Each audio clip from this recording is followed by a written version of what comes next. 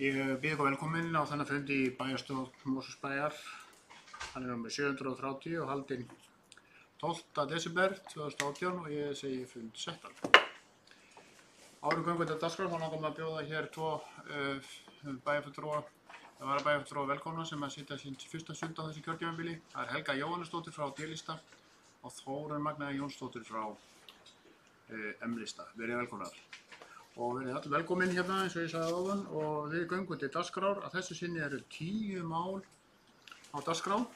Að venju eru 2 fundargerðir frá bæjarráði, 5 fundargerðir frá nefndum og svo að lokum 3 fundargerðir til kynningar.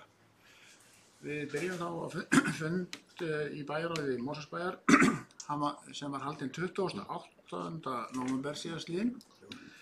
Hann var með 1377 og ég gef orðið þessi mál. Ólafur Ingi Óskarsson, gjörðu svo vel.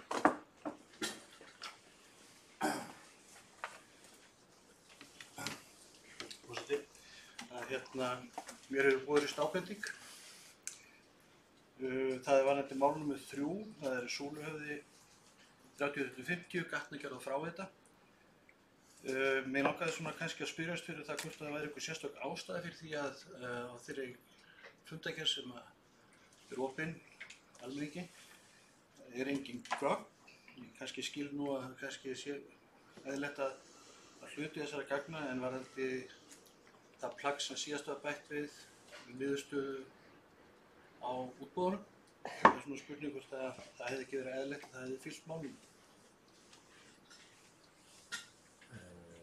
Gerðu það ekki það?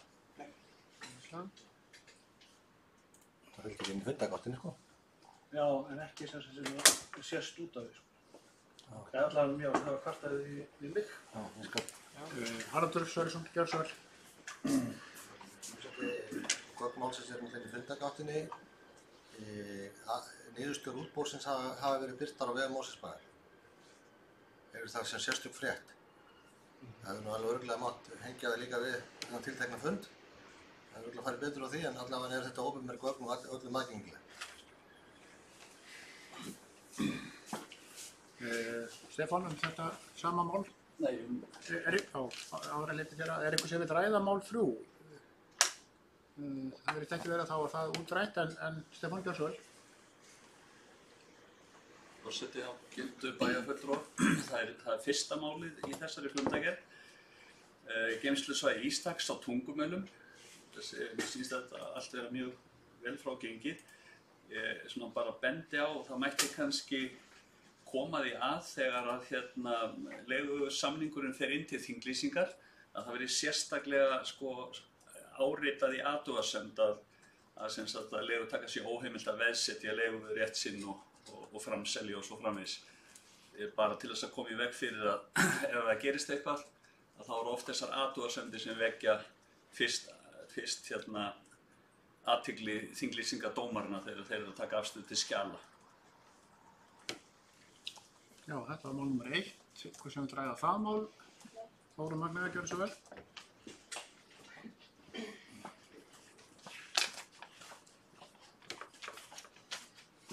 Forseti, ágætu fulltrúar gestir. Ég kem hérna sem sagt undir lið númer 1 í fundargerð bæjarráðs 1377 sem snýr að samningi á 2,35 hektara lóð við byggðarfljót í Mosfellsbæ. Spurning mín kannski til bæjarstjóra er hvort að ekki hafi örugglega verið gert ráð fyrir í samningnum að leigutaki skili lóðinni í því ástandi sem hann tók við henni og ómengari af öllum spillefnum. Þess mikilvægt að það sé skýrt ekki fram og árétta samningi sem er til 15 ára eins og gert ráð fyrir. Haraldur, gjörðu svo vel. Forseti, þetta var einmitt rætt á bæjarráðsfundinum þar sem það var verið að fara yfir þennan samning og kom fram ósk það og það reyndar ekki búið að skrifa undir þennan samning. Það hefur verið gert en það er einmitt tekið tillit til þessara hluta þar sem að gert er ráð fyrir að sé ákvæði sérstöku hvernig þau skila af landinu eins og fram komið á bæjarráðsfundi. Fleiri sem vilja ræða mál nummer 1. Svo virðist ekki vera mál nummer 2, stefnumótun Mosfellsbæjar 2017 var frestað til næsta fundar. Þannig að þetta er rétt að við göngum nú til atkvæða þessa fundargerð bæjarráðs 1377. Þeir sem samþykkja þá fundargerð eins og einstök mál bera með sér. Þannig er eftir bönd, hún er samþykkt með 9 atkvæðum. Þá er komið að síðari fundargerðinni frá bæjarráði. Það var fundur 7. desember síðastliðinn og það var fundur númer 1378. Þar voru aðeins fleiri mál á dagskrá. Það var 7 mál á dagskrá og ég gef orðið laust.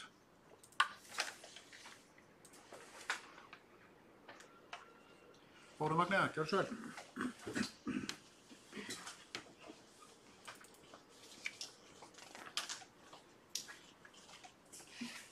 Virðulegur forseti og ágætu fulltrúar. Ég kem hér upp undir lið númer 4 í fundargerð bæjarráðs 1378.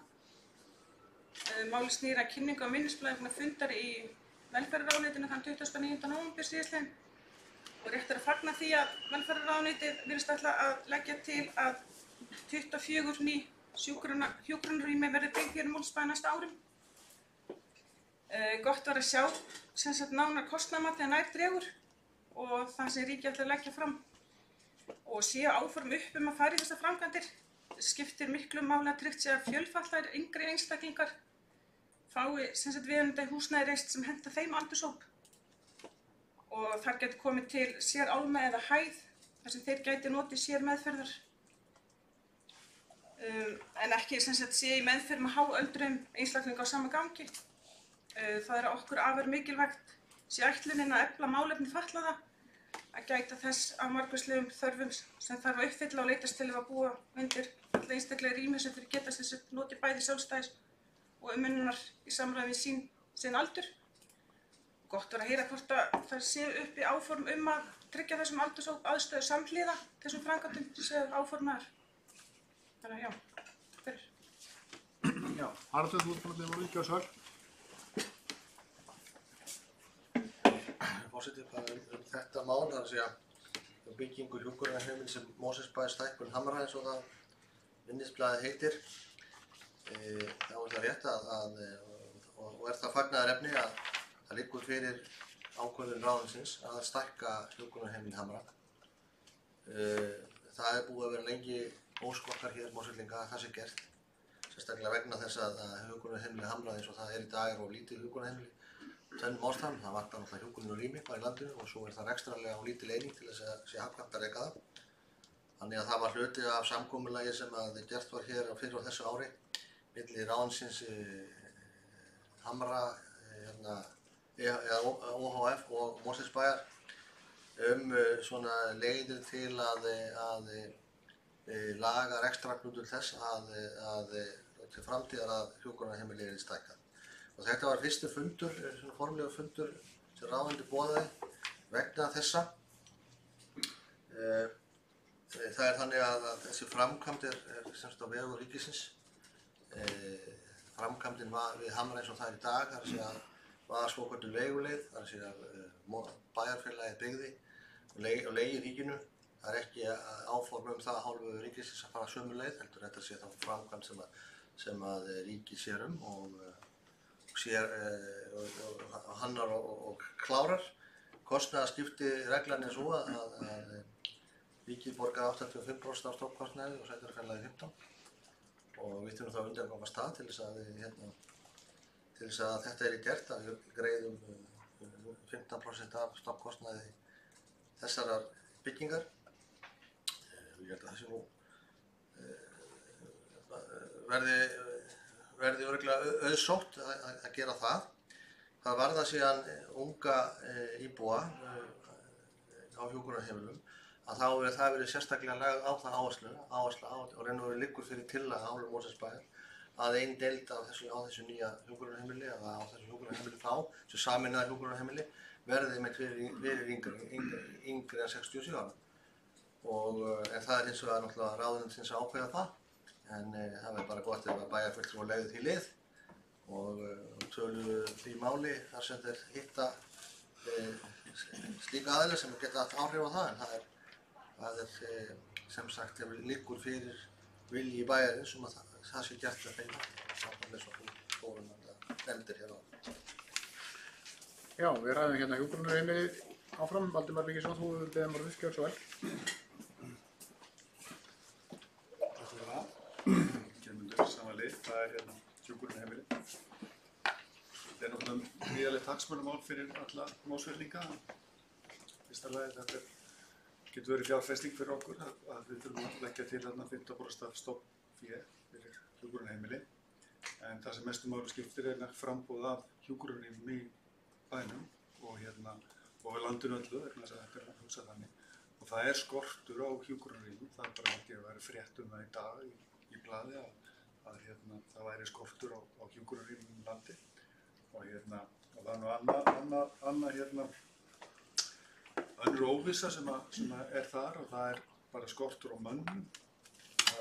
Það eitt að byggja svona hús og annað að manna og reka, það uppi, það ekki líklegt að það verði hægt en ég held að það komið fram þar að það einhverjir 530 hjúkrunarfræðingar sem vinna við hjúkrunarheimili en það 1000 hjúkrunarfræðingar í öðrum störfum hér á landi, það þarf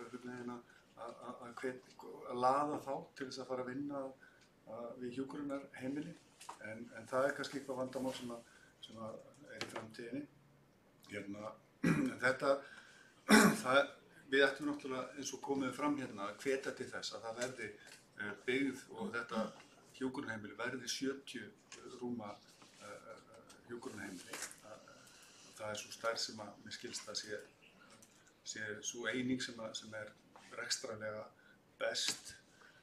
Og sko það sem hefur kannski valdið vandræðum hér og víða það að þetta fellur svona á þessu gráa svæði á milli sveitarstjórna og ríkisins, hvernig á að reka og hvað á að gera. Og það eitthvað sem þarf að laga. Dæmi það einstaklingar sem eru yngri sem eru settir á hjúkrunarheimili án þess að það sé fylgi fé til að sjá þá. Og það eitthvað sem þarf að laga líka. Og ég tek undir það sem komið fram hér að við þurfum að ýta á stjórnvöld að það verði gert sómasamlega. Takk fyrir það. Já, Ólafur Ingi næstur að melda svo. Og svo tveir aðrir, Kolbrún og svo Stefán. Forseti, það ánægjulegt að þetta mál sé komið á dagskrá. Það hefur öllum verið ljóst að þessi ekstra reyning sem nú rekin sem hjúkrunarheimili hér á Hömrum ekki hagkvæm og það held ég að allir séu sammála. Ég líka nokkuð ánægður með þau markmið sem fulltrúar Mosfellsbæjar settu fram á þessu fundi sem vitnað í minnisblaðinu. Annars vegar varðandi það að það ekki sniðugt að þetta sé rekið sem 2 rekstrareiningar. Það bara alveg afleitt. Þar með, ef það væri, þá náum við ekki þeim markmiðum sem sóst eftir. Og svo líka það að hefur verið tvenns konar eignarhald á þessu. Það heldur ekki gott. Þannig að ég styð það að ef það sá möguleiki, opna á þann möguleika að ríkið leysi eða kaupi til sín eign Mosfellsbæjar í Hömrum. Þannig að ég vil bara fagna þessu og svo ég ánægður með þessi markmið sem eru sett í þessu þeirra. Já, Kolbrún, þú næst, gjör svo vel. Já, forseti, bæjarfulltrúar, ég vil mitt ræða þetta málefni hjúkrunarheimilisins sem stendur til að stækka og þegar hjúkrunarheimilið opnaði hér 2013 eftir mikla baráttu við yfirvöld að það hefði byggt hér og opnað hjúkrunarheimili þá náttúrulega lá það alltaf í loftinu og það var sem sagt á blaði að hjúkrunarheimilið væri of lítil eining og það yrði að stækka húsið og það yrði gert innan einhverja ára og það hefur ekki gengið þrautalaust fyrir sig. Og núna þessi lending og maður svona eftir að hafa fylgst með fréttaflutningi síðustu kvölda þá hugsa maður með sér hvað við erum rauninni orðin hólpin hér með þetta langt komin með það að það verður byggt við húsið og stækkað og auðvitað viljum við fleiri rými. Við vitum það líka í framtíðinni að það þurfi fleiri rými. Þessi málaflokkur í algjöru óefni og það engin það er ekkert engin ósannindi því að það er verið að berjast við þetta og það þarf virkilega að hugsa þetta upp á nýtt allt sem að varðandi rekstur hjúkrunarheimila og bara að mæta stækkandi hópi aldraðra sem þurfa á þjónustu að halda. En hvort sem að það verður gert í núverandi mynd eða öðrum hætti, það er eitthvað sem að það þarf virkilega að skoða. Og varðandi unga fólki, þá höfum við náttúrulega reynsla því hér í bæ og hérna hjúkrunarheimilum að vera með ungt fólk sem hefur ekki notið þeirra þjónustu sem það hefur raunverulega átt skilið. Og ég veit að við baráttum margra foreldra þar, eða þeirra foreldra, að fá viðunandi þjónustu sem hefur ekki fengist þrátt fyrir það að það hefur verið viðbótarfjármagni verið sett inn í hjúkrunarheimili til að mæta þörfum yngri íbúa. Og það á Mosfellsbær mætti þar kröfum eða óskum þeirra íbúa aukna þjónustu sem var gert að sjálfsögðu og svo ástandið væri kannski meira viðunandi og þessir íbúar gætu eitt eiginum innan fólk sem yngra fólk heldur en kannski bara eldra fólk sem hefur komið fram hérna er kannski ekki mjög uppbyggilegt fyrir yngra fólk. Þannig að auðvitað þurfum við að hugsa það líka hvernig það sambýli allt saman geta orðið. Þannig að við erum sannlega með það í huga en stóra skrefið er þetta, við erum þá að fá þessi 24 rými en viljum að sjálfsögðu fá fleiri rými. Þannig að komið til þess að þá erum við náttúrulega munum okkar baráttu halda áfram og ég veit að bæjarstjóri og starfsfólk hér á sviðinu, fjölskyldusviðinu hefur átt ófáar ferðirnar niður í ráðuneyti til að tryggja framgang þessara mála. Já, Stefán Ómar, þú ert næstur, gjörðu svo vel. Forseti ágætu bæjarfulltrúar, ég eins og aðrir sem hér hafa talað undir þessum fjórða lið fagna því að þessi komin hreyfingur á þetta mál. Bara afar gott að þetta sé komið í gang aftur og við vonum bara að þetta geti gengið hratt og vel fyrir sig, en það er klárt að það þurfa allir að leggjast á eitt og ýta á eftir þessu eins og hægt er. Ég er líka þeirra skoðunar að við þurfum að huga þessu með yngra fólkið og líka eignarhaldi á húsinu. Það var náttúrulega þegar þetta hús var byggt á sín tíma og voru náttúrulega svolítið sérstakar aðstæður uppi og þess vegna var það með þessum hætti sem að varð og ég held að það verði mjög gott ef að væri hægt að fá hreyfing á því. Ég held að verði svolítið flókið ef þetta er allt ef það er tvöfalt eignarhald og tala ekki ef það er tvöfalt rekstar þá náum við aldrei þeirri hagræðingu sem við erum að bíða eftir og bíðum í raun og veru eftir frá fyrsta degi að þetta var svo sem vita, þetta var hjúkrunarheimili sem var rekstrarhagkvæm ekki vel í stakk búið með þetta fá pláss. Þannig að ég fagna þessu og mér finnst minnisblaðið bara flott og fínt og myndi eiginlega bara óska eftir því að það verði hengt við þennan lið á ytri vefnum okkar því að það er bara mjög fræðandi fyrir fólk að lesa það ef það má. Strax. Okay. Nú ég sett sjálf mig hérna á meðelskrá og mér langar bara að taka undir það sem að bæjarfulltrúar hér allir hafa sagt þetta. Það heyrir það mikill samhljómur í þessu, en þetta er bara hagsmunamál okkar allra. Reksturinn var komið miklar ógöngur hérna eins og við þekkjum líka og nú er að róa til. En það er eins og spurningar eins og hér hefur verið nefnt, bæði hvað var eignarhaldið og svo rekstrarfyrirkomulagið og svo síðast en ekki síst fjöldan sko. Við viljum fara hærra sko. Tryggja fleiri rými þarna. Niðurstaðan á þessum fundi var skemmtilega gott að bæjarstjóri var falið að vinna áfram að málinu þannig að því er hvergi það er lokið en það er samt hlutin þeirra komin á hreyfingu og við erum búin að bíða lengi eftir því.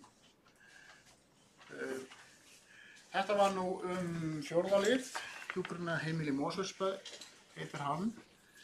Einhver fleiri sem vilja ræða það mál frekar.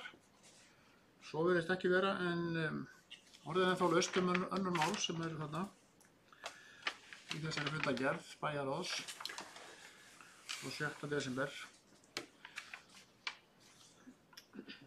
Valdimar, þú beðum orðið, gjörðu svo vel.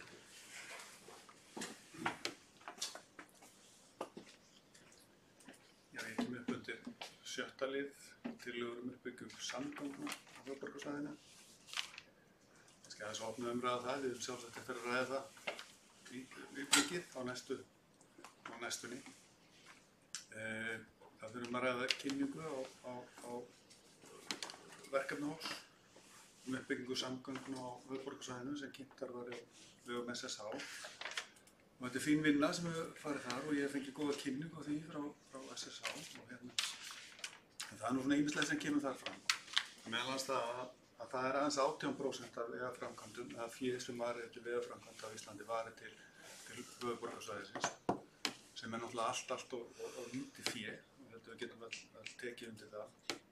Og samkvæmt þessum tillögum þá fer borgarlínan ekki upp í Mosfellsbæ og fyrir árið 2033 frekar en 30 sem held ég ekki gott að það gæti haft áhrif á uppbyggingu hér í líka staðland og það en ég heldur svo fyrst og fremst bara opna umræðu á þetta og það var samþykkt á bæjarráðsfundi að fela bæjarstjóra og framkvæmdastjóra umhverfisins að greina málið og veita bæjarráði umsögn og veita líka óska eftir frekari kynningu frá SSH þannig að ég reikna með að við höfum að fjalla heilmikið um þetta mál en ég hveti þess að við gætum að hagsmunum Mosfellsbæjar og svona sameinast um það að það verði lögð áhersla á lausnir sem var okkur að skapa hér í Mosfellsbæ. Það er til dæmis ekkert minnst, það er sagt að Sundabraut eigi að vera framtíðar stofnbraut inn á höfuðborgarsvæðið en það Sundabraut er ekki komið á dagskrá en ég skilst að það verði hugsanlega sett á dagskrá Sundabraut í tengslu við gjaldtöku. Það verði innheimt gjald þar og Sundabraut fjármögnu á þann hátt sko.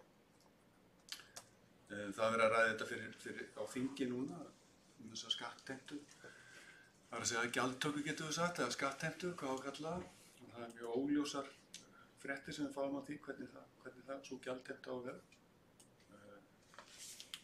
En það er mikilvægt að svo gjaldheimta verði einmitt ekki skattur. Það verði gjaldtaka fyrir það sem þá vegi og það framkvæmdir sem þeir eru að nota en ekki notað í eitthvað önnur verkefni. Takk fyrir það. Já, við ræðum hérna 7. málið og Haraldur hefur byrjumorðið, gjör svo vel. Tillögur uppbyggingu samgangna heitir þetta mál. Já, forseti, eins og komið fram þá snýst þetta niðurstöðum vinnuhóps sem að skipaður var af hálfu sveitarfélaga á höfuðborgarsvæðinu og samgönguráðherra í kjölfarið á framlagningu samgönguáætlunar inn á Alþingi og viljayfirlýsingar sem að sveitarfélögin, bæjarstjórar og borgarstjóri skrifuðu undir við samgönguráðherra að setja það mál í vinnslu í svona starfshópi þar sem fjallað væri höfuðborgarsvæðið, annars vegar framkvæmdir við stofnvegi og svo almenningssamgöngur og þá helst ákastamiklar hágæðar almenningssamgöngur sem stundum hefur nefnt borgarlína. Niðurstöður hópsins liggja fyrir og grunnurinn að þessu sá að unnin var á síðasta ári, eða þessu ári og síðasta ári sérstök úttekt á fjárþörf og framkvæmdaþörf til samgangna á höfuðborgarsvæðinu. Það var samstarfsvettvangur SSH, Vegagerðarinnar og Samgönguráðsins sem allt það. Niðurstaða þeirra úttektar var að það þyrfti að setja 84 milljarða það bil í samgöngumál á höfuðborgarsvæðinu næstu til 2030 og skiptist það svo nokkurn veginn jafnt í almenningssamgöngur og framkvæmdir við stofnvegakerfið til þess að ástandið hér í umferðarmálum og umferðarmálum, umferðarflæðismálum, umferðaröryggismálum var að minnst ekki verra næstu árin og áratugin heldur er í dag. Því að á höfuðborgarsvæðið er gert ráð fyrir því að flytjast inn hér 60.000 manns á næstu 20-30 árum. Það fjölgi það hér og ef ekkert er að gert þá í þessum málum þá munum við bara bíða lengur og lengur í umferðarhnútum hér á höfuðborgarsvæðinu. En til þess að leysa það þarf tvennt, það þarf annars vegar að stórbæta hér í stofnvegakerfið, sérstaklega svona flöskuhálsa sem eru þar hér og hvar. Sérstaklega eru það nú í Reykjavík, eðli málsins samkvæmt. Og öll þurfum við einhvern veginn að komast þangað, við búum hér í kringum Reykjavík. Og svo varðandi afkastamiklar hágæða almenningssamgöngur og sú áætlun gerir ráð fyrir því að notkunarhlutfall almenningssamgangna muni breytast úr 4% í 12%. Það er nú ekki meira en það, en það er samt mjög mikið til þess að létta á umferðarflæðinu. Þessi vinnuhópur, hann var sem sagt svona farað þá yfir samgönguáætlun eins og hún hefur verið lögð fyrir þingi hér í haust. Þar var gert ráð fyrir 37 milljörðum í framkvæmdir hér á höfuðborgarsvæðinu hvað varðar stofnvegi og það er ekki einu sinni helmingurinn af þessum 84 sem úttektin sagði, menn voru sammála í úttektina þyrfti og verkefni þessa hópsins var þá svona að finna út úr því hvaða framkvæmdir væru og hvernig væri það hugsanlega hægt að fjármagna þær. Og í skýrslunni sem sagt gert ráð fyrir því að inn í því er þá komin fjármögnun eða öllu heldur borgarlínan komin inn á dagskrána sem og fleiri framkvæmdir við stofnvegakerfi hér á höfuðborgarsvæðinu. En hún gerir þá líka ráð fyrir því tillaga vinnuhópsins að viðbótar fjármögnun eigi sér þá stað með veggjöldum eða þjónustugjöldum á vegi hér í kringum okkur sem og hugsanlega einhvers konar innviðagjöldum fyrir reisningu, byggingu eða staðsetningar borgarlína. Og það er það sem menn eru nú að takast á í þinginu núna akkúrat þessi dagurinn. Reyndar náðust nú samkomulag það í gærkvöldi meðal formanna allra þingflokka held ég sæti á þinginu að fresta afgreiðslu samgönguáætlunar til 1. febrúar. Og ég var nú á nokkrum fundum í gær meðal annars á fyrradag út af þessu máli með bæjarstjórum og borgarstjóra. Þess var verið svona að reyna að leita einhverja leiðar til þess að ná einhverju lendingu hvað það varðar, það frestast á. Ég held að við verum að horfa á það með þeim gleraugum að ef við ætlum að ná fram þessum nauðsynlegu bótum í samgöngukerfinu hér á höfuðborgarsvæðinu sem bæði þá eiga á við vegakerfið og almenningssamgöngur, þá verður það ekki gert með því fjármagni sem er til reiðu úr ríkissjóði næstu árin og áratugina. Það þarf að koma einhver viðbótar fjármagn. Þetta eru bara miklir fjármunir þá hafa menn verið að horfa til þess að það verði þá veggjöld og þá tekið undir það sem nefndar hér ræðist á láðan að það sé ekki skattur heldur notkunargjöld á það og notkunargjöldin líka þá renni til þess staðar, þess svæðis þar sem að notkunin á sér stað. Og það var eitt af þeim umræðum sem við áttum við ráðherra í gær var það að það er að tryggja það að ef það yrði lögð á veggjöld á höfuðborgarsvæðinu þá var það ekki veggjöld til þess að búa til Dynjandisheiði eða göngu undir eða Vatnsnesveg eða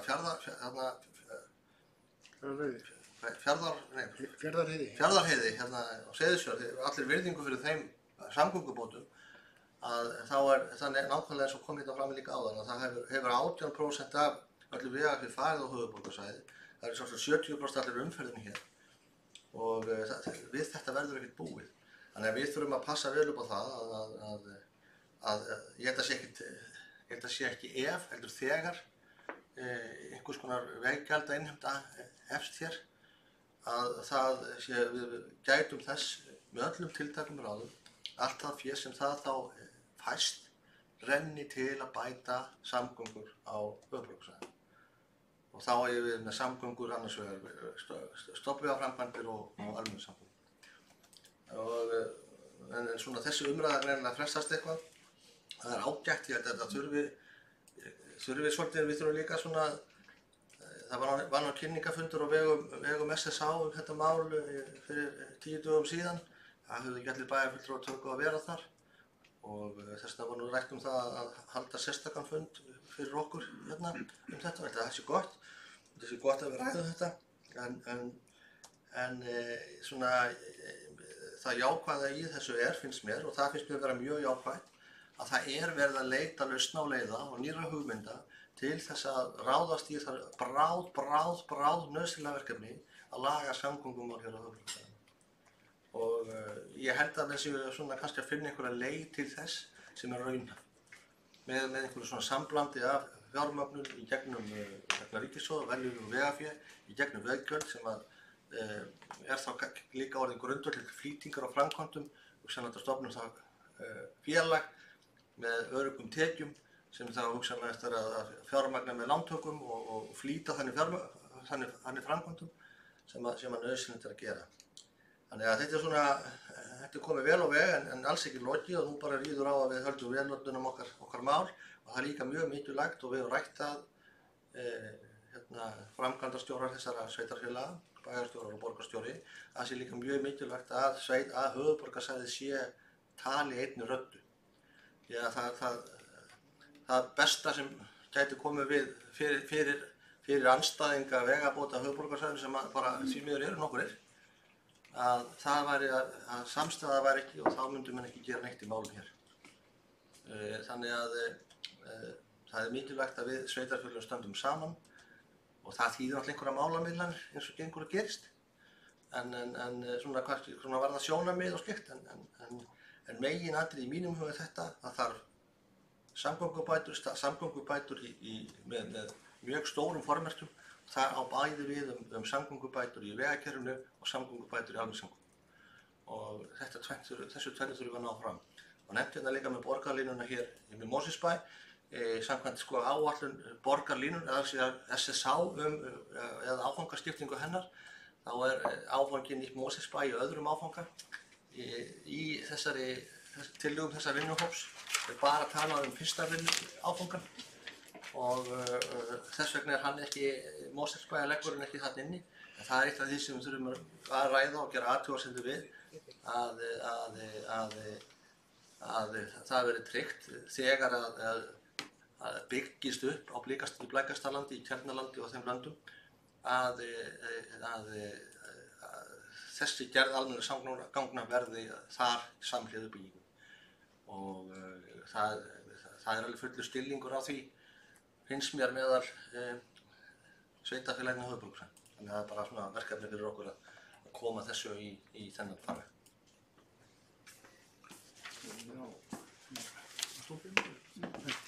Við ræðum þá málið nr. 6 í fundargerð bæjarráðs, tillögur uppbyggingu samgangna, einhver sem vil ræða það. Frekar þá er nú opið fyrir umræður önnur mál þarna. Bæjarfulltrúar vilja. Svo virðist ekki vera, þá göngum við til atkvæða og þeir sem samþykkja fundargerð bæjarráðs frá 7. desember, númer 1378 er rétt upp hönd. Hún er samþykkt með 9 atkvæðum. Þá er komið að fundargerðum nefnda, 5 nefndir. Fjölskyldunefnd, síðan menningar- og nýsköpunarnefnd eins og hún heitir núna, það er 2 fundargerðir þaðan. Og skipulagsnefnd Mosfellsbæjar og ungmennaráð. Við byrjum á fundargerð í menningar- og nýsköpunarnefnd sem hélt fund sem fyrsta fund. Fundurinn fyrsta ekki. Það var að leita dagsetningun eða? Þannig að dagskráin sett upp. Fyrirgefið, fjölskyldunefnd, afsakið. Tökum fyrir fundargerð fjölskyldunefndar Mosfellsbæjar. Það er fundur númer 276. Sá fundur var haldinn 27. nóvember. Þar voru 3 mál á dagskrá. Einhvern sem vil ræða það. Svo er ekki, þá göngum við til atkvæða. Þeir sem samþykkja fundargerð fjölskyldunefndar eins og einstök mál bara með sér eru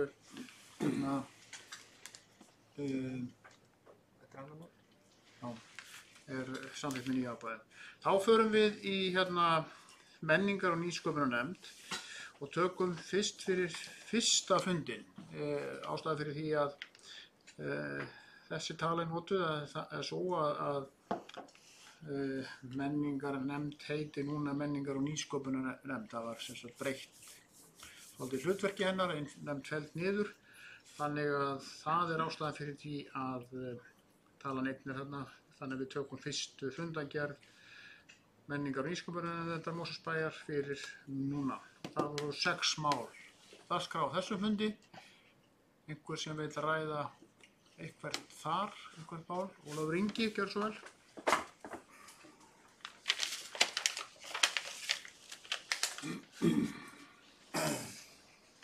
Forseti. Ég er eiginlega með sko 2 mál sem eiginlega eru 1 mál en snerta 2 liða þessari dagskrá. Já.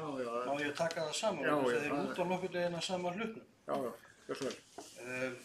Kannski það að þetta nú fyrsti fundur nefndarinnar og það sé svona kannski einhver svona byrjandabragur á þessu. En ég er að mér langar að ræða hérna aðeins varðandi málum nr. 5 og nr. 6. Og þá aðalega það að ég ger mér ekki alveg grein fyrir því hvað verið að samþykkja í þessum málum. Kannski útskýra það lítið. Í málum nr. 5, þar niðurstaða svo að tillaga forstöðumanns menningarmála og umsjónarmanns listasala verði samþykkt. Tillagan hins vegar hvergi sýnileg, þannig ég veit ekkert hvað verið að samþykkja.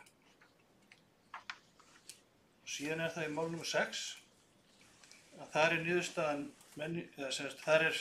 sem ber heitið menningarviðburður á aðventu og þar niðurstaðan að menningar- og nýsköpunarnefnd samþykki svohljóðandi bókun. Menningar- og nýsköpunarnefnd leggur til við bæjarráð Mosfellsbæjar að bæjarráð Mosfellsbæjar kanni grundvöll fyrir jólaþorpi í Mosfellsbæ þar sem áhugi fyrir hendi innan bæjarins. Það bara gott mál. En ég reiknaði með því sko að dagskrárliðin hefur ekki snúist þetta. Það til og með þessi klassíska spurning sem hefur komið hér upp nánast árlega það hvenær verður haldið upp á 13. Í byrjun næsta árs. Verður það á sunnudegi eða laugardegi eða hvaða dag það verður. Við reyndar vorum svo heppin að í ár var haldið upp á 13. En það hins vegar ég sé hvergi afstöðu nefndarinnar til þess máls í þessum dagskrárlið. Þannig að kannski þetta bara byrjandamistök sem þurfum aðeins að slípa til. En það ég tel að það sé mjög nauðsynlegt að í þeim dagskrárliðum sem að nefndir bæjarins fjalli að niðurstaða dagskrárliðsins segja okkur eitthvað um það hver niðurstaðan sem sagt í hverju lið fyrir sig. Það sé hægt að lesa það út úr fundargerðum. Já, þessi orð að Ólafs Inga tengjast svona 2 málum einhver sem vill ræða það. Haraldur Sverrisson, gjör svo vel. Ég tek bara undir þetta. Mér finnst að þessi fundargerð mætti vera töluvert skýrari og taka á því sem til umræðu og ég tek bara að mér að koma því áleiðis til þeirra sem að sýsla með nefndina hér á hálfu embættismanna bæjarins. Einu sinni, þó það sem ekki þessu máli tengt, einu sinni var til fundargerð í menningarmálum Mosfellsbæjar þar sem stóð gerðir voru músastigar fyrir jólatrésskemmtun í Hlégarði. En þessi fundargerð nú aðeins betur en það. Já. Þetta var söguleg fundargerð, sögulegur viðburður. Og hefur verið vitni því að náður. Já. Ég veit um þetta ból sem var viðstaddur þannig. Þetta var nú síðustu öld. Kolbrún, gjör svo vel. Takk forseti. Ég vil einmitt koma upp undir þessu sama máli en ég var nú svo eitthvað tendruð eftir þessa lestur á þessari fundargerð því mér fannst vera dálítið svona púður í henni og mikið að vera greinilega og segja okkur svolítið hvað er mikið að vera í menningarmálunum okkar hérna í bænum og einmitt þessi bókun, hún var nú svolítið rædd hérna okkar undirbúningi og þar bendi ég sérstaklega á þessa hugmyndum jólaþorpið. Mér finnst það sérstaklega áhugavert og hver menningarmálanefndina til að skoða það frekar, menningar- og nýsköpunarnefnd til að skoða það frekar, hvort að við séum ekki komin í þá stærð bærin að við getum farið að opna hérna jólaþorp og tek algjörlega undir þessa bókun, en hvort hún eigi heim akkúrat þarna veit ég ekki, en hún er komin á blað allavega og hún er komin í loftið og einhvern veginn verður alltaf verða fyrst hvort þetta sé akkúrat rétta leiðin. Ég hef bara Ég sæi bara einhvern veginn sjálfur mig algjörlega sitja á þessum fundi og fara á flug Jólaþorp og við höfum kannski bara endað því að bókum það, ég veit það ekki. Ég geti vel verið að ég verið bara alveg jafn sekk eins og aðrir hérna á þessum fundi að gera það. Ef það er góð hugmynd við farið í loftið og endilega setja það á blað. En hérna, ég tek undir það með listamanninn, við rættum það líka aðeins en ég svona kannski gat í eyðurnar að þarna hefði verið listamaður sem hefur verið forfallast og þá kannski vill væntanlega Ólafur fá að vita það hver það var sem er þá að koma inn næstur eða hver er staðan, eins og ég skil allavega. En svo líka spurning hvort þetta þurfi að fara fyrir nefndin einhver forfallist eða hvernig, eða bara einhver nýr eitthvað, en það er eitthvað sem við getum bara, og bæjarstjóri bara fyrir það að ræða við starfsfólk, en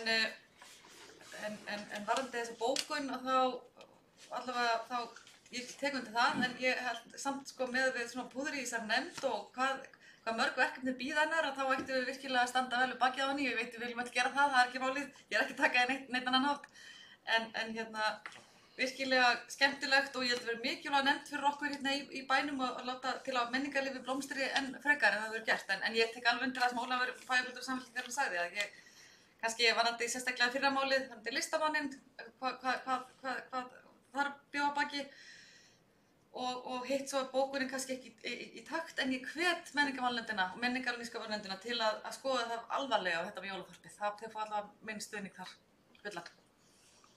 Já, orðið er laust. Já, fórum að gera svo vel.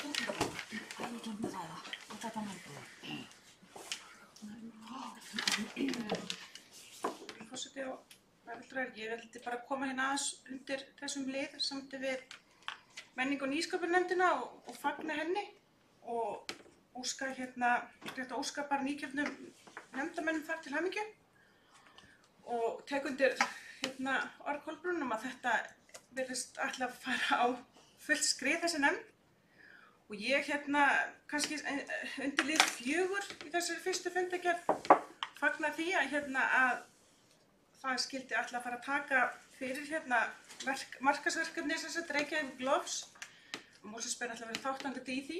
Það myndi bara held ég sóma sér vel hér sem Mosfellsbær Mountain Borough, eins og þeir nefna þarna og verður til þess að sýna ferðamönnum bara okkar bestu hliðar og fögru náttúru hér í bænum. Takk. Já, fleiri sem vilja taka til máls Kolbrún? Gjör svo vel. Já, forseti, varðandi fundargerð menningarmálar og nýsköpunarnefndar, varðandi 13. brennuna í málinu, þetta númer 6, að ég held að ég fari með rétt mál að við séum ekki farin að hrófla neitt við því aftur að færa 13. brennuna yfir á sunnudaginn, það er að segja á þann 7. að því að það var mikil umræða þetta, heilmikil umræða það, hvort við ættum að færa þetta af 7. janúar yfir á laugardagana. Ég held að það sé rétt, ég fari með rétt mál að við séum alveg að hörða því ennþá að það sé alveg óhreyft að við hefum þetta á laugardeginum áfram. Ég held að það hef ekkert annað verið tekið fram, það verið ekki tekið inn ákvörðun það að setja 13. brennuna á 13. sjálfum 7. heldur en á laugardeginum af því það bara voru miklar óskir að mæta barnafjölskyldum með það að halda okkur við þennan laugardag kringum 13. Þannig að ég held að það hafi ekki komið nein tillaga að breyta því aftur. Er ekki rétt hjá bæjarstjóri? Ég sé hana það. Eða alveg enginn heyrt það. Þannig ég held að það verði alveg óbreytt ennþá á meðan það vilji til þess að halda því á þessum tilteknu laugardegi sem ég held að hafi bara gefist vel og þannig að það hefur ekki verið tekið en svo kemur fram í þessari fundargerð eins og það sé eitthvað óljóst, en ég held að það sé alveg ljóst að við erum með þetta á laugardeginum. Mosfellsbær heldur sína 13. brennu á laugardeginum, hvað er það, 5. janúar, já. Þannig að það sé bara óbreytt. Takk fyrir þig. Já, Ólafur Ingi, gjör svo vel. Já, Reykjavík Gloves, ég hætti því. Förum aftur í þennan ágæta 7. lið. Ég hef nú lýst því hér áður að ég hef mikið aðdáð til þess að hafa 13. á réttum tíma Og mér finnst að það var gert þetta með alveg ágætis árangur hérna áður og ég sá ekki að það hefði komið neitt niður á aðsókninni sko. Þannig að en það getur síðan voru hér einhver óskir og einhver íbúðakosning hér á netinu sem að tekið mið af og þetta var fært. Íbúðakosning sem að var hægt að greiða atkvæði svona dálítið frjálslega, getur sagt, hversu marktæk sem hún er. En að því að ég var svolítið forvitin það hvenær 13. yrði hjá Mosfellsbæ í ár, eða næsta ár þá leitaði ég nú til fulltrúa okkar í nefndinni og hans orð voru einhvern veginn þannig að þetta hefði nú eiginlega ekkert verið neitt rætt neitt sérstaklega sko, eða niðurstaða sem var áþreifanleg. Heldur hann hafði það samt á tilfinningunni að þetta ætti nú vera nokkurn veginn eins og þetta hefði verið áður. En mér finnst bara allt í lagi að samþykktir, og mér finnst það bara mjög mikilvægt að samþykktir sem eru gerðar í einstökum nefndum séu settar fram með skýrum hætti. Ég held að það eru bara að við viljum bæta þau vinnubrögð. Við getum síðan deilt það hvernig við viljum hafa 13. En það er alveg ljóst hvað ég vil hafa. Valdimar, gjör svo vel.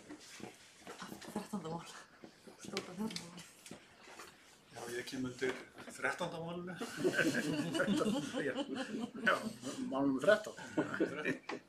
Númer 6 og 5.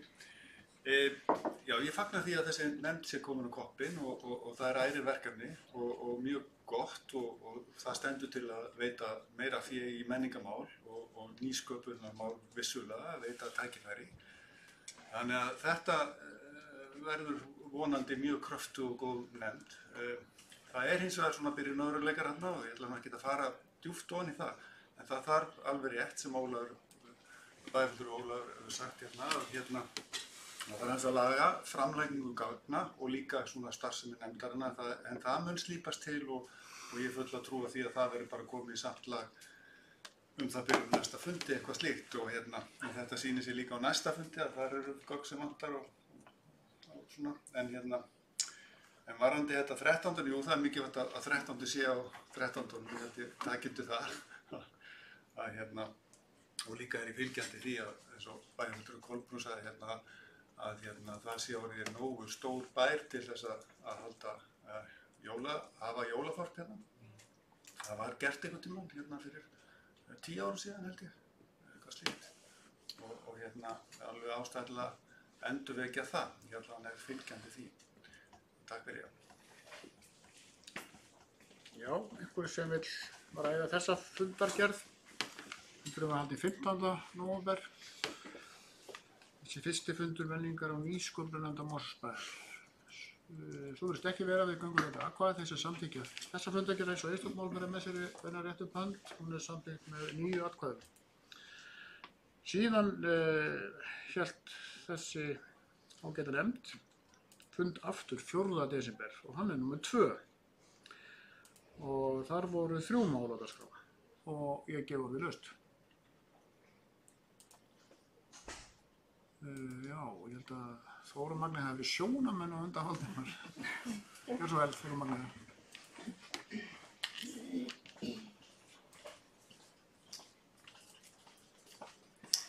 Þá er undir 5. Hvað er ekki 5. liður? Er ekki 1. liður í... Já, viðhald og endurnýjun fræðsluskylda í Mosfellsbæ. Já, ég af því nú kom enginn sem skráði neinn niðurstaða á því, hvað kannski að nefna það varðandi að það hefur ekki verið niðurstaða fundum hvað svo sem það verður gert í því hvort að það verður farið í lagfæringu og breytingar á þessum skiltum og þetta eru yndisleg skilti hér allan bæ og gaman að fara með börnin og leyfa þeim að fræðast á því stendur og það var eins og segja ágætt að vita hvað hefði verið niðurstaðan í þeim málum. Og vilt þú taka til máls? Þú er hæstur. Já. Gjör svo vel. Já, ég ætla aðeins að fá að taka til máls undir sama lið. Við höfum rætt þetta hérna áður þessi skilti og ég fagna því að það sé verið að gera úttekt á þeim. og vonandi verður bara þau löguð eins og hægt er og vonandi verða gerð fleiri skilti með þessum dásalögum textum. Og aftur, það vantar hvað var gert, hvað var samþykkt á þessum fundi, sko. Já, það stendur ekkert upp þar. Þannig ég vona bara að það hafi verið samþykkt að vísa þessu til bæjarráðs til að fá fjármagn til að klára þetta brýna verkefni. Já, ég hef sett sjálfur mig hérna mæliskrá. Þetta er sem sagt fyrsta málið í fundargerð menningar- og nýsköpunarnefndar og heitir viðhald og endurnýjun fræðsluskilti í Mosfellsbæ. Eins og Valdimar sagði þá höfum við rætt þetta áður. Þetta hefur mest verið á borði umhverfisnefndar og umhverfisnefndin vísa þessu til menningarmálanefndar sem er þetta hér og það er auðvitað á líka heima þar, en ég er nýbúinn að vera að kynna mér þetta. Hvað staðan er, átti landsspjall við umhverfisstjóra. Það er sem sagt alveg ljóst að það verður farið að gera við þessum skilti. Það er búið að gera þessa úttekt. Þeir skipta tugum skiltin hér um allt bæjarfélagið og sum eru bara ónýt, það er að segja platan á þeim, hólplatan sem prentað er á. Og það er alveg bara ekki spurning að það þarf að skipta því út. Og það er sem sagt ekki komið að stað verkefni sjálft hérna. Það er spurning hver sér þá hönnun eða endurnýjun. Mér sýnist þetta málið vera þannig að við erum ekki að tala að fara að breyta einhverju miklu, en sjálfur inn og hlynntur því að við notum meira þessar grænu plötur sem eru komin að sums staðar, ekki brúnu plöturnar sem mér finnst það ekki fara vel brúnt á brúnu, heldur frekar grænt á brúnni járnplötu. Það er eitt, það hefur verið svona rætt hvort að þetta stokka svolítið upp og eitt atriði sem ég get vel nefnt, það hefur verið komið fram að það þyrfti aðeins að setja eitthvað þarna á enskri tungu. Það er ekki nema bara örfáum skiltum hérna upp í Mosfellsdal í kringum Gljúfrastig. En bara ferðamennskan er að breyta svo mikið að þá væri þá leiðin að hafa stuttan enska texta, ekki að þýða allt frá orð til orðs, heldur sem sagt styttir útgáfuna. Það er ein hugmyndin. En málið er sem sagt, má segja bara á flugi þannig lagað, það er ekki samt komið af stað vinnslan sjálf, en ég veit að við séum öll sammála þetta borða að það þarf að skipta út skilti því að þeir eru mjög illa útlitandi sum og það er alveg komið góð úttekt frá umhverfissviði. Sum eru bara mjög góð og ekki út á það að setja, en svo er sum sem þarf að skipta út. Þetta var mál nummer 1 og við skulum halda áfram með það ef einhver vill ræða það frekar. Svo er þetta ekki vera, vilja mér ræða eitthvað fleiri í þessari fundargerð. Það er Stefán Ómar, gjör svo vel.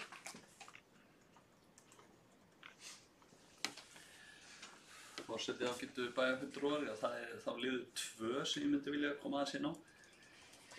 Hann ber kannski ekki alveg með sér niðurstöðurnar, frekar en þá kannski frekar en fyrsti liðurinn. Þetta er eitthvað sem við þurfum að laga, að brýna fyrir þeim sem fara með fundin að skýra niðurstöður. En sem sagt það segir bara hérna að fer fram sem sagt viðræður og ég sé að viðaukinn sem sagt gerður var að hann gildir núna til fram á gamlársdag 2018 og það er svona spurning veit einhver hvað tekur við þá þegar að þessum viðauka lýkur? Já, Haraldur Sverrisson, þetta þú ekki máls og síðan var Valdimar búinn að biðja orðið. Mínum tekur það við að það þarf að taka ákvörðun og mínum hefur liggur nú ákvörðun nokkuð ljós fyrir að framleggja þennan samning við þessa rekstraraðila um einhvern tiltekinn tíma meðan að munum að klára þessa vinnu. Ég held að það sé mjög nauðsynlegt að þessari vinnu við stefnumótun menningarmálastefnunum með áherslu á hlékar ljúki áður en að farið er á stað með einhverjar nýjar leiðir í því að það hlýtur að vera til að mynda hluti af vinnunni og niðurstöðum hennar með hvaða hætti við viljum reka hlékar til lengri tíma. Þetta var tilraun sem við gerðum að gera þennan samning við þessa aðila að undangenginu auglýsingu sem enginn tók þátt í á sínum tíma, eins og þið munið kannski söm. Einhverju leyti hefur þetta tekist ágætlega, einhverju leyti ekki. Kostur og gallar við þetta fyrirkomulag og þennan samning. En í mínum huga þá er einum ekkert annað í boði fyrir Mosfellsbæ en að framlengja samninginn til einhvers tíma til þess að klára þessa vinnu sem í gangi og taka niðurstöðu úr því hvað við viljum gera og hvernig við viljum haga þessum rekstri til lengri framtíðar. Já, Valdimar, gjörðu svo vel. Síðan Ólafur Ingi. Já, ég kem bundið saman lið. Ég ætlaði að spyrja líka því hvað stæði til að gera varðandi þennan samning og það kom ekki fram hann á þessum gögnum, en það er ágætt að heyra það og ég samþykkur því að það liggur ekkert annað fyrir heldur en að framlengja samningi við núverandi rekstraraðila og halda því áfram. Nú vinnaði farin í gang varðandi athugun á því hvað taki við með hlékar og ég held að það í aðdraganda kosninga verið margir sem lýstu yfir og meðals meirihlutinn að það yrði hlékar gerður að menningarhúsi og það var ágætis fundur hérna í haust þar sem að íbúar komu og komu hugmyndir af því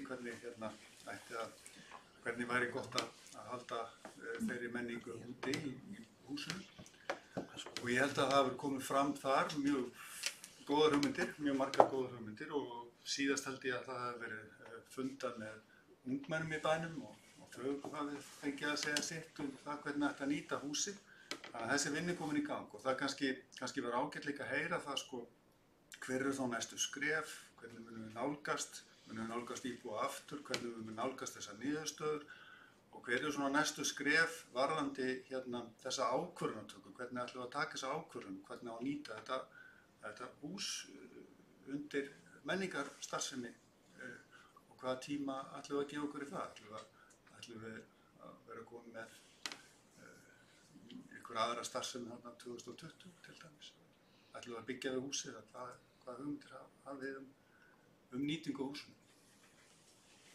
Ólafur Ingi.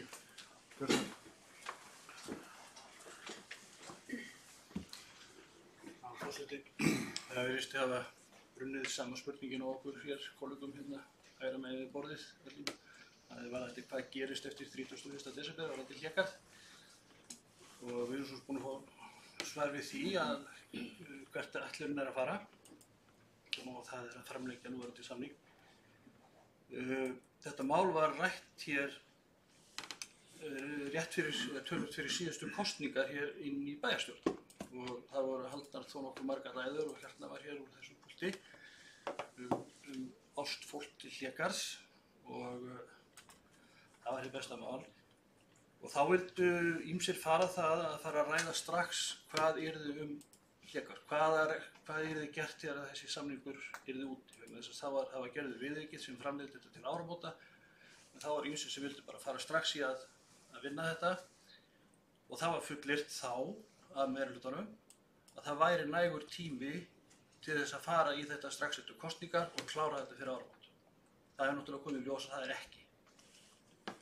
Ég finnst það svolítið dapurt að það skuli ekki vera hægt að ræða þetta, nú er þetta væntanlega síðasti bæjarstjórnarfundur ársins, að ræða þessi mál, heldur verður bara tekið væntanlega þá ákvörðun það í bæjarráði sem getur farið með afgreiðslu á þessu máli fyrir áramót að framlengja þennan samning.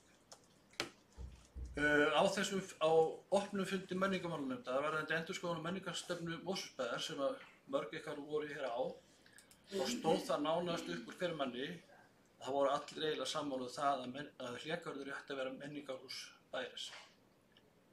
Þá sé ég það náttúrulega helst fyrir mér að þá sé það rekið á forsendum Mosfellsbæjar en ekki einkaaðilar sem taka þetta á leigu og eru að reka þetta á sínum forsendum. Ég held að við þurfum svolítið að hugsa þetta og mér finnst þess vegna slæmt að við förum að framlengja þennan samning enn einu sinni og hafa ekki tekið umræðinu það hvert við viljum fara. Hún að halda þennan fína fund í Hlégarði þar sem fólk var með fullt af tillögum, almennir bæjarbúar, mjög fjölmennur og velsóttur fundur. Og við ætlum bara að bíða það róli og framlengja þetta áfram. Ég finnst það bara ekki nógu gott. Haraldur, þú dæstur ekki að svör. Fyrst hert upp á einhver loforð eitthvað eða búið fyrir einhvern ákveðinn tíma. Það var talað. Ég kannast ekki við það að hafa lofað því. Það var hins vegar niðurstaða bæjarstjórnar að ný nefnd myndi að því að bæjarstjórnin fól menningarmálanefnd að hafa umsjón með þessari stefnumörkun málefni Hlégarðs. Það var niðurstaðan að það yrði gert eftir kosningar þegar ný nefnd kæmi saman. Síðan hefur verkefnin tekið breytingum.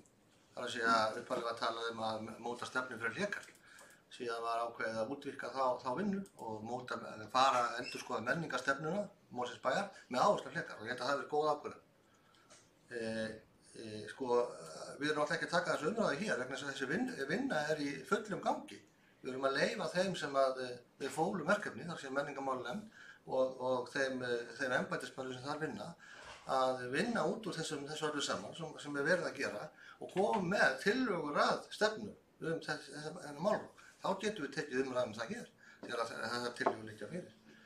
Og ég get ekki betur bara að segja að þetta mál sé bara þinn besta farvegi og í lýðræðislegum farvegi að ræða þetta með þessum hætti með aðkomu nefndarinnar, embættismanna og sérfræðinga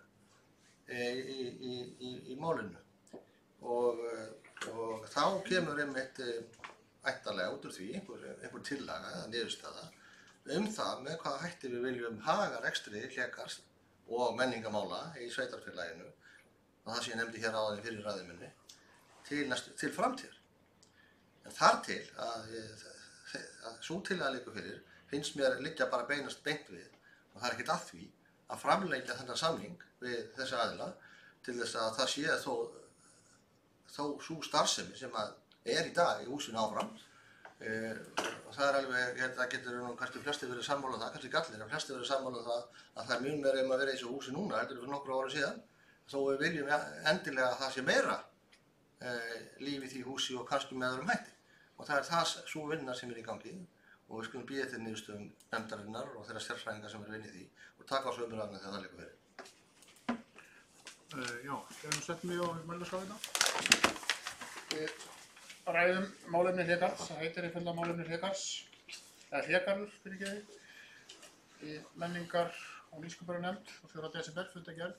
Þetta er þetta stórt og mikið mál, stórt og mikið hús og það er nú búið að rekja þetta ágætlega. Þetta var töluvert mikið rætt fyrir kosningar og ég held að allir sem sitja við þetta borð hérna vilja skoða málið betur og huga að hvað það sé meira líf í Hlégarði og það var nú tónninn á þessum fundi sem var að vitna til áðan hérna, það sem mjög velhefnaður íbúafundur sem var haldið hérna á haustdögum. Síðan var það spurningin hvernig var unnið úr þessu. Það er búið að fá ráðgjafa til þess að vinna áfram með því út frá þessum hugmyndum. Þetta er mjög margþætt og það er þetta tekist náttúrulega bæði bara rekstrar fyrirkomulag núna. Við erum ekki að tala um eignarhald, Mosfellsbær á Hlégarð, en hérna við erum að tala um rekstrar fyrirkomulagið. Það er eins og við vitum búin að vera í nokkur ár leigusamningur sem hefur verið framlengdur einu sinni og nú stöndum við frammi fyrir því að hann renna úr núna næstu áramót. Það er eitt og kannski það sem er næst okkur að taka ákvörðun Svo eru stóra spurningar eins og stækkun Hlégarðs og breytingar á Hlégarði, framtíð leikhússins, tónlistarskólans líka. Það eru mjög stóra spurningar og hérna þær er verið að skoða líka því að ég var svo að endurskoða menningarstefnuna í heild með sérstaka áherslu á Hlégarð. Þannig var þetta gengið frá þessu og það erum við stödd að niðurstöður ekki komnar. Þannig að ég held að sé ekki manna að gera en að framlengja samningin, hins vegar er spurningin hversu lengi og hversu hratt verður hitt unnið. Þá er ég að tala ekki stóru spurningar, stækkun eða breytingar, stórfellda breytingar, heldur kannski þessi stendur næst okkur og það er rekstrarfyrirkomulag. Ég get ekki svarað því hérna núna en það náttúrulega kemur að því að það þarf að skoða það því að það mun felast í þeim samningi sem er að verið farið að framlengja samningið í núverandi rekstraraðila og verður að sjálfsögðu tímamörk í því. Þetta hangir saman, framlenging á samningi og síðan svo vinna sem og þegar komin á stað eftir sérstaklega velhæfnaða íbúafund, en niðurstöður ekki komnar. Og að lokum þetta pólitísk ákvörðun þanniglega séð, en við erum ekki alveg búin þangað. Þetta það sem ég vildi segja Hlégarð, en Stefán Ómar hefur beðið málið Hlégarð aftur. Gjörðu svo Stefán. Forseti ágætu bæjarfulltrúar. Mér heyrist svona að menn séu að fara á milli annars og þriðja dagskrárliðar og það ekkert skrítið, þetta eru bræður. Fjalla svona mikið það sama og þetta hangir auðvitað mikið saman. En ég er bara fegin því og það í raun og veru ekkert annað í stöðunni. Þess vegna vildi ég kalla eftir því hérna áðan hvað yrði þegar þessi samningur rennur út og það komið fram og ég bara sammála því. Það í stöðunni ekkert annað en að framlengja hann einhverja hríð og ég ger þá vantanlega ráð fyrir að þessi aðili sé tilbúin í það, ég bara gef mér það. Ég held að aðalatriðið sé bara, við þurfum bara að bretta svolítið upp ermarnar í næstu skrefum. Eftir hennan fína fund í Hlégarði hérna daginn, eins og kom hérna fram áðan, að það sem stóð upp úr að þeir sem þátt tóku í þeim fundi, þar stóð upp úr að fólk var að horfa á Hlégarð og Hlégarðssvæði sem framtíðar menningarhús í einhverju formi og framtíðar menningarsvæði bæjarins. Og við þurfum bara að bretta svolítið bermand og núna vinna hratt úr þessu. Í mínum huga þetta kannski tvenns konar. Það annars vegar skammtíma eða skemmri tíma, ekki skammtíma, skemmri tíma niðurstaða úr þessum fundi að finna út úr hvað við gerum svona í nánustu framtíð með húsið og svo aftur lengri stefnumörkun húsið og svæðið og hugsanlega stekkun þess og alla þá hluti. Þannig að það verður bara komið í ljós en bara, ég held að við höfum bara bretti bermandar og vona að nefndin bara geri það, fari bara hratt í það núna að móta næstu skref með þennan grunn sem hún hefur í höndunum sem var fundurinn hann daginn. Takk. Ólaf Ringi næstur og Stíðan Kolbrún, gjörðu svo vel.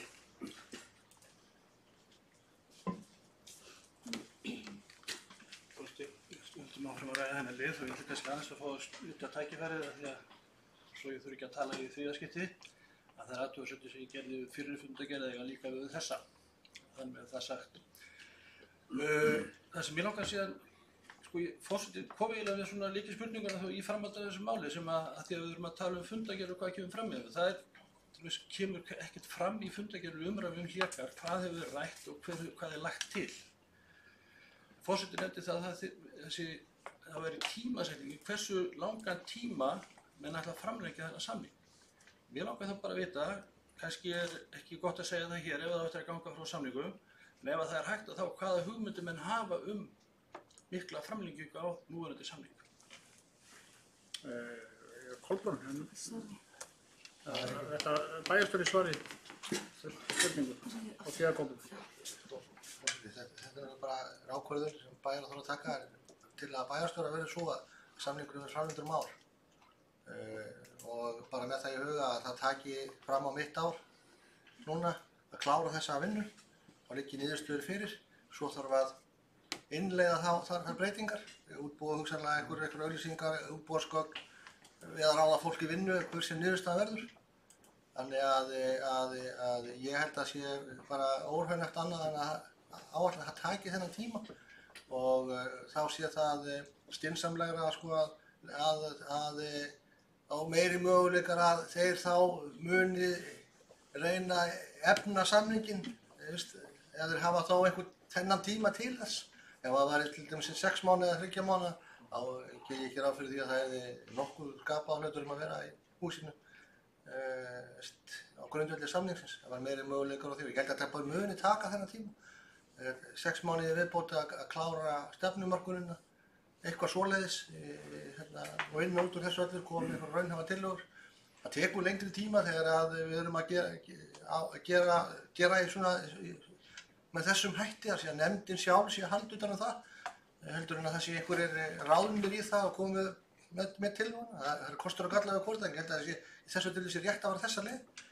Það tekur aðeins lengri tíma og vonandi fáum við betri niðurstöðu og lýðræðislegri. Og aðalatriðið það að þau árhundruðin sem eftir að reka hlekar þaðan í frá verður betri en þau sem við erum búin að hinga til, skiljiði. Þannig að við búum til góða framtíð, góðan farveg og góða niðurstöðu fyrir hlekar öllum okkar bæjardólda Harpá. Hvort það tekur einhverjum par mánuðum lengri tími. Gjörðu svo vel.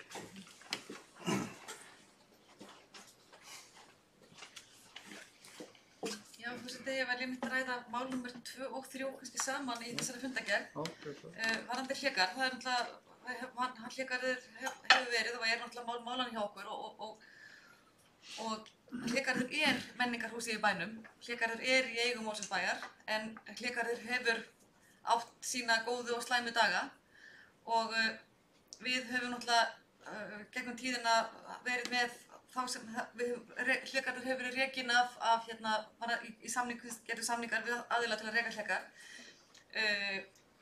Við gerðum, má eiginlega segja, tímamótasamning við þá aðila sem eru þarna núna á mjög erfiðum tíma í þjóðfélaginu, þannig að sá aðili sem var í hlekarði, hann fór, tókst að gera samninga með þessi aðila og maður fór að heyra allt í einu nafni hlekarður í auglýsingum og það voru þó einhverjir viðburðir og við getum náttúrulega það komst svona aftur á flug hlekarður en núna í dag finnst mér rauninni mun bjartari tíman framundan með hlekarð heldur nokkuð sem áður. Men það er þessi stefnumótunarvinna er farin á stað. Þannig að við náttúrulega allir hafa skoðun á hlekarði og við viljum náttúrulega hlekarð sem mestan og bestan og er ég sannarlega í því liði og ég veit að við erum það hérna öll. Staðan er þessi,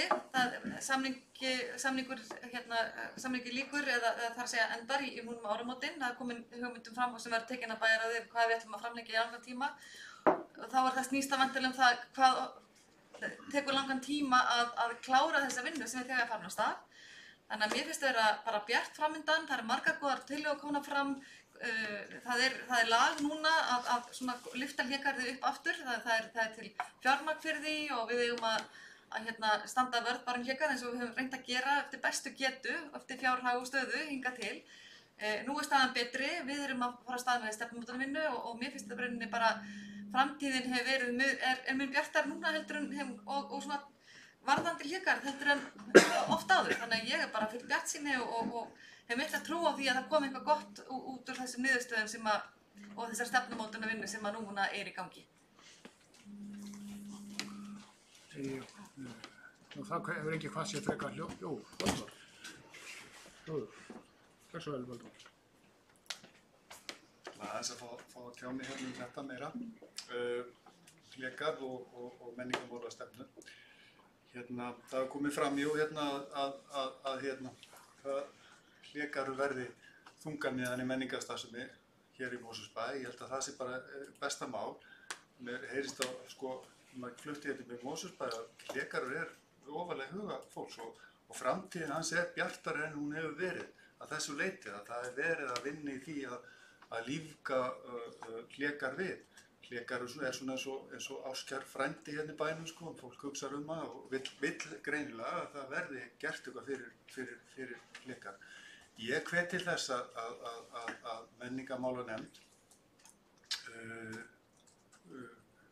brettu bermar og vinni svolítið skipulega að því að koma með tillögur þannig að það verði hægt að ljúka þessu máli að miklu leyti fyrir mitt ár þetta og við þurfum svolítið að ræða þetta og við þurfum svolítið að hefja umræðu þetta mál og hvetja til umræðu máli.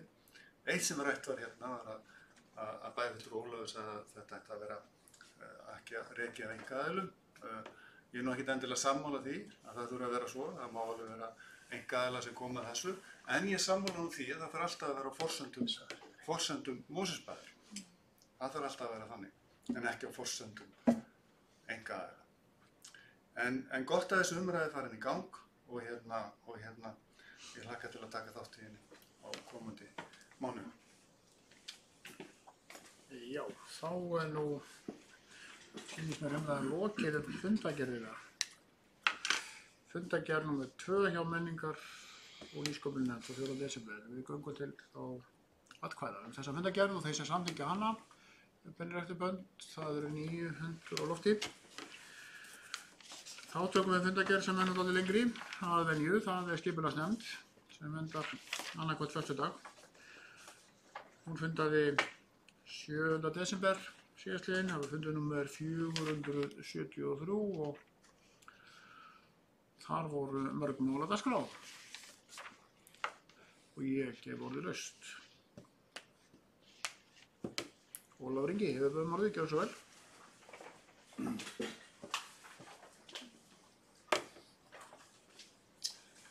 Forseti, við erum að ræða þetta mál númer 10 sem lýtur að afléttingu kvaða á Þverholti 27.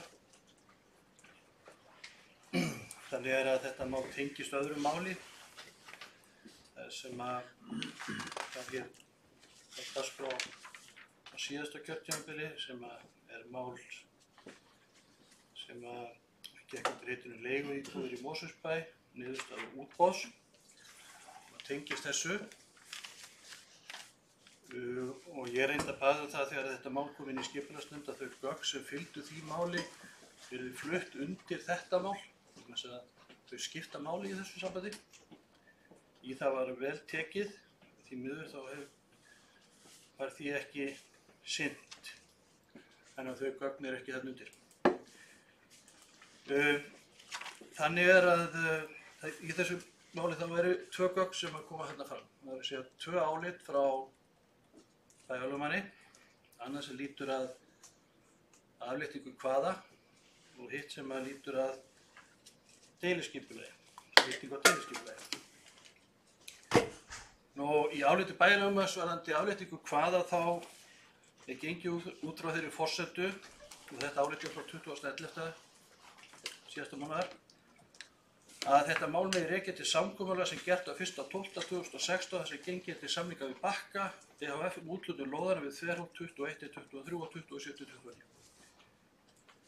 Það er svo sem að velja þennan útgangspunkt og segja að þetta þessi upphaf málsins hefur svolítið áhrif á niðurstöðu lögmannsins vegna þess að þetta mál á sér lengri aðdragandi það.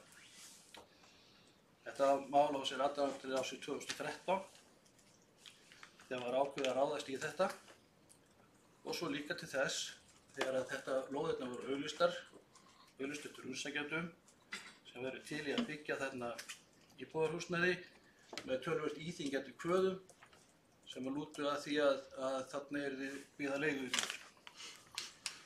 Með því að líta fram hjá þessu að þá gerist það að þá er ekki tekin afstæða til þess hvaða áhrif það hefur að breyta leikreglunum eftir á.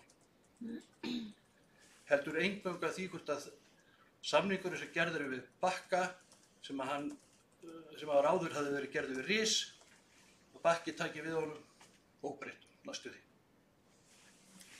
Og út af það gengur álitið.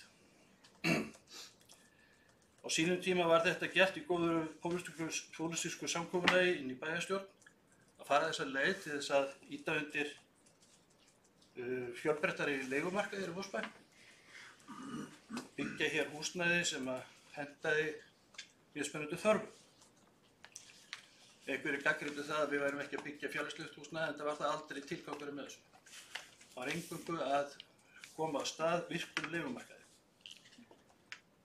Nú, með því að gera þetta með þessum hætti að þá erum við að líta sér fram hjá því að við hefðum sleppt þessum íþyngjandi kvöðum í auglýsingur upphaflega. Þá hefðu trúlega fleiri sóst eftir þessum lóðum og þá hefði líka verið hægt að fá meira verð fyrir lóðirnar. Það var óumdeilt að þessar lóðir eru á mjög góðum stað í bænum og liggja vel við samgöngum og öðru slíkum.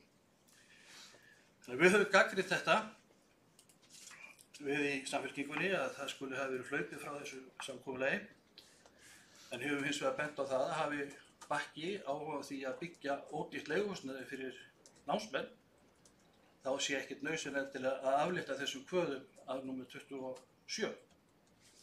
Hann má alveg byggja ódýrar leiguhúsnæði á hinum lóðum. Við varum alveg til í það. Þarna er sem sagt verið að vísa því að vera að færa þetta á að færa þessar kvaðir sem að núna er á 27 og flytja þær yfir á óbyggt hús sem að hugsanlega verður byggt. Vísu hefur verið bókað um það að það eigi að byggjast með ákveðnum kvöðum, ákveðnum tímasetningum. Við veitum ekkert hvernig það stenst eða hvort því verður síðan kannski bara breytt síðar ef það þarf. Öðru leyti vil ég bara taka og ítreka þá bókun sem ég lagði fram í skipulagsnefnd við þetta mál og vísa til afstöðu okkar í þeirri bók. Takk fyrir. Já. Einhver sem ætlar að þetta númer 10, Þórunn Magnea, gjörðu svo vel.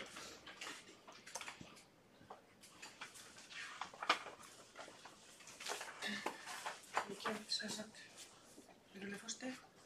Ég kem hérna undir sama lið, hérna númer 10 í fundargerð skipulagsnefndar. Það sem eins og segja er fjallað umdeilt verkefni sem meirihlutinn hefur þrýst í gegnum stjórnkerfum með því augnamiði að fara skjön við það sem áformað var í upphafi. Og vil ég af því tilefni bara lesa upp bókun með leyfi forseta sem ég gerði á þeim fundi. Bókun Þórunnar Magneu Jónsdóttur fulltrúa M-lista, fulltrúi Miðflokksins í skipulagsnefnd áréttar fyrirform Mosfellsbæjar að fjölga úrræðum fyrir leigjendur í bænum. Þær breytingar sem hafa verið gerðar og eru áformaðar eru ekki með þeim anda sem lagt var með í upphafi. Hefur því leikareglum vegna þessa verkefnis verið breytt sem orkar tvímælis.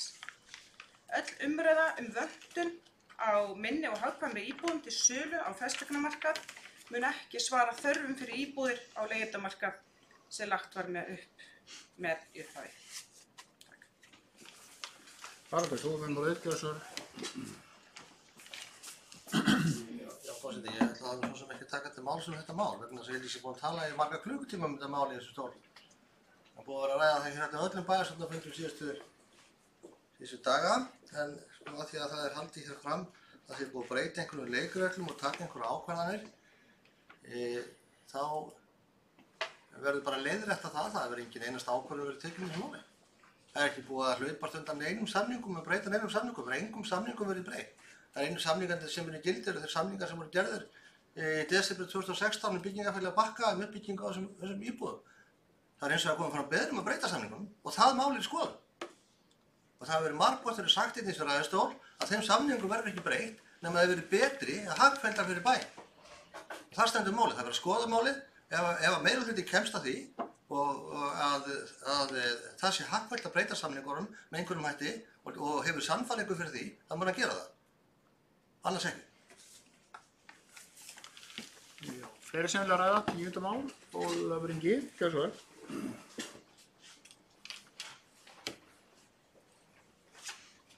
Forseti, ég ætla ekki að fara að starta hérna inn í hártogunum við bæjarstjóra það hvað er ákveðið og hvað er ekki. Það er greinlegt að það er mikill áhugi fyrir hendi. Ég veit til dæmis að þær tillögur sem liggja fyrir í þessu máli frá meirihlutanum það að fara í viðræði með ákveðnum skilyrðum og það er rétt að það er ekki búið að ganga frá neinu. En það er hins vegar verið að fara í möguleika á því að breyta þessu. Það er búið að setja það á umræðu á stað að aflétta kvöðum. Það er líka búið að fara með þá umræðu á staðinn í skipulagsnefnd að skoða það að breyta deiliskipulagi. Stundum segir maður A og svo B og svo jafnvel C. Þannig að maður verður að átta sig á því að það er verið að stefna í ákveðna átt, en það er alveg hárrétt. Það er ekki búið að skrifa undir neitt. Þórður Öst, 10. mál, kláruðu það fyrst. Valdimar Birgisson, gjörðu svo vel. Já, stundum þetta mál sem hefur rætt hérna mikið áður. Það er náttúrulega rétt, það er ekki búið að taka ákvörðun í þessu máli, en það er líka fyrir hvað er verið að kanna hérna. Við höfum lýst okkar skoðun að við erum andvíg þessum gjörningi, en við erum hins vegar fylgjandi því að það verði fjölgað leigu úrræðum í bænum og það verði gert með öllum tiltækum ráðum. Já, þá erum ekki fleiri á mælaskrá þetta mál, en það voru svo sem mörg önnur mál þarna. Það voru 14 mál. Fyrir utan afgreiðslufund byggingafulltrúa sem við ræðum sérstaklega á eftir. Orðið er laust. Fundargerð skipulagsnefndar frá 7. desember. Þegar Þórunn Magnea hefur beðið orðið, gjörðu svo vel.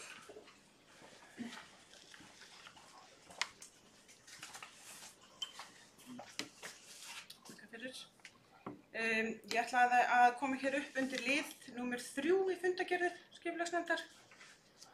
Þar er óskað eftir, sem sagt eru eigendur svo kallast Teigslands sem óska eftir skipulagi landsins verið breytt í íbúðar- og atvinnuhúsnæði. Samhliða fyrirhugandi endurskoðun á aðalskipulagi bæjarins. Þetta er svæði sem er rétt fyrir ofan Reykjavík hér Mosó og austan Krikahverfis. Og ég held að sé bara mjög mikilvægt að sé tekið vel í þessi deili skipulagsáform á þessu svæði. Þar sem að þörf er á lóðum, bæði til íbúðabyggðar og annars húsnæðis, félags fyrir létta iðnað og þjónustu og jafnvel verslun. Og rétt er að leita leiða til að tryggja að lóðaframboð verði aukið og gæta þess í innviðum, gæta að innviðum og skipulagi til að þétting byggðar verði ekki til að skapa vanda heldur lausnir. Þannig að því bara tekið vel í þessi áform sem hér er uppi. Takk. Já. Niðurstaða í þessu máli var einmitt að óska eftir kynning á málunum, var það ekki? Jú. Þannig að það heldur áfram Já. eitthvað á þeim vettvangi. Einhverju sem vill ræða þetta mál, þetta er númer 3, Teigsland, breyting/endurskoðun á aðalskipulagi sem Þórunn Magnea var að ræða. Svo virðist ekki vera, en orðið er ennþá laust þessa ágætu fundargerð.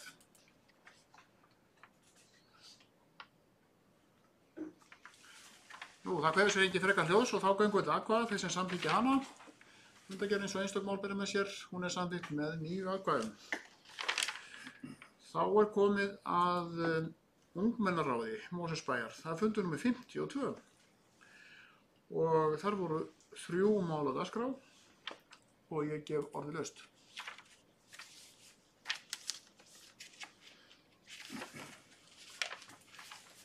Ég langar að taka sjálfur til máls bara að vekja athygli eða nefna eitt hérna.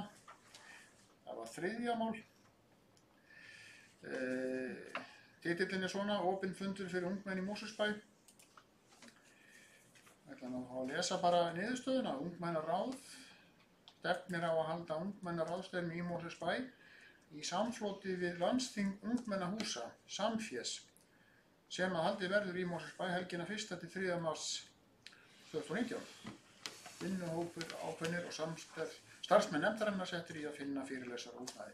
Ég finnst þetta mjög spennandi, það sem er að gerast þetta. Þetta er sem sagt ljóst að hér verður mikið að vera þessa helgi 1. til 3. mars. Vonandi tekst að búa til góða og mikla ungmennaráðstefnu hér í bæjarfélaginu. Þetta var mál númer 3, en orðið laustu þessa fundargerð. Það kveður sér engin frekar hljóðs og þá göngum við til atkvæða, þeir sem samþykkja hana. Hún er samþykkt með 9 atkvæðum og þá eigum við eftir nokkrar fundargerðir, 3 nánatiltekið, sem eru hér lagðar fram til kynningar. Tökum fyrst afgreiðslufund byggingafulltrúa, númer 350. Þar var aðeins 1 mál á dagskrá, haldinn 23. nóvember, einhver sem vil ræða það. 1 mál. Svo virðist ekki vera, þá er umræðan lokið og þessi fundargerð er lögð fram. Byggingafulltrúi hélt síðan afturfund, hann er númer 351 og þar voru 3 mál á dagskrá, snerist öllum byggingaleyfi og þetta er með fámennir fundir, það er að segja bara einn maður byggingafulltrúi og orðið er laust þessa fundargerð. Það kveður sér engin ljós, þá er hún lögð fram. Þá er komið að síðustu fundargerð þessa bæjarstjórnarfundar, haldinn á degi íslenskrar tungu. Það er fundargerð Strætó byggðasamlag, haldinn í Mjóddin af venju. Ég orðið laust. Og það kveður sér engin hljóðs fundargerð Strætó. Þá er þessi fundargerð lögð fram. og nú fleira liggur ekki fyrir þessu fundi og þá getur bæjarfulltrúar, þetta síðasti fundur ársins, það að segja bæjarstjórnarfundur. Og ég bara nota tækifæri fyrir að óska öllum hérna við þetta borð og öllum sem mál mitt heyra. Mosfellingum öllum og heimsbyggðinni allri, ég óska þeim gleðilega jóla og fundi Þarf að ákveða næsta fund, af því að það ekki reglulegur tími. Já, þá ætla ég að láta Hamar í sína. Sæðist voru að benda mér á það að við þurfum að ákveða næsta funda því hann ekki svona á prógramminu, það rétt? Já, því það ekki hálfur mánuður hérna frá. Já. Það ákveða það sé 16. janúar. Það sem sagt rætt það að það verði 16. janúar, þá verði næsti bæjarstjórnarfundur. Þurfum við að ákveða það formlega? Já, ég bara ekki alveg viss. Já. Það ekki viss það? Það ekki allt í lagi. Já, einhver athugasemd við það, sko, hinn kosturinn var að mæta hérna á jólunum. Það annar í jólunum. Já. Nefnum við frestum öðrum jólum. Já, eða tvent í bóði, eða fresta jólunum, eins og það gert þessi góðu leikrið til inn í búbónis. En ég bara þá gerir þetta formlega, það samþykkt að næsti bæjarstjórnarfundur í bæjarstjórn Mosfellsbæ verða haldinn 16. janúar 2019. Það allir sammála því og þá held ég lyfti hamrinum og segi fundi slitið.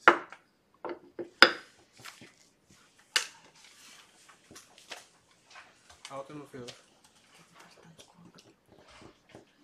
Höndin út. Já, ég